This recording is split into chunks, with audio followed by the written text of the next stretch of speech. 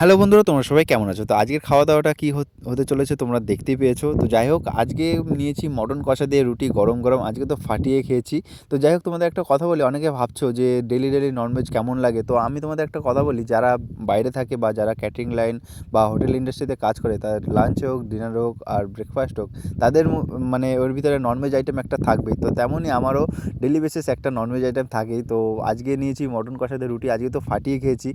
আর সত্যি বলতে খাওয়া-দাওয়া আমার দেখে বুঝতেই পেরেছো তোমরা যে আমার পেটে আর একটুও জায়গা নেই, একদম জমিয়ে খেয়েছি। খাওয়া-দাওয়া করে যখনই আমি বাইরে বেরোলাম, তো আবহাওয়াটা এত সুন্দর ছিল, যেহেতু মরুভূমিতে এখন গরম পড়ে গেছে আর রাত্রে ছিল হালকা ঠান্ডা। তো খুব সুন্দর ঠান্ডা হাওয়া বইছিল। তাই ভাবছিলাম, আর আমাদের ক্যাম্পের প্রত্যেকটা মানুষই এখন বাইরেই বসে আছে, কারণ ঘরের থেকে এখন মানে রুমের থেকে এখন বাইরে শান্তিটা বেশি। যাই হোক, একটু হাঁটাচলা করে এসে সোজা চলে আসলাম রুমে। আর তোমরা একটু কমেন্ট করে জানিও যে আমার ব্লগটা তোমাদের কাছে কেমন লেগেছে। আর এরকম ব্লগ দেখতে হলে আমাকে একটু ফলো করো।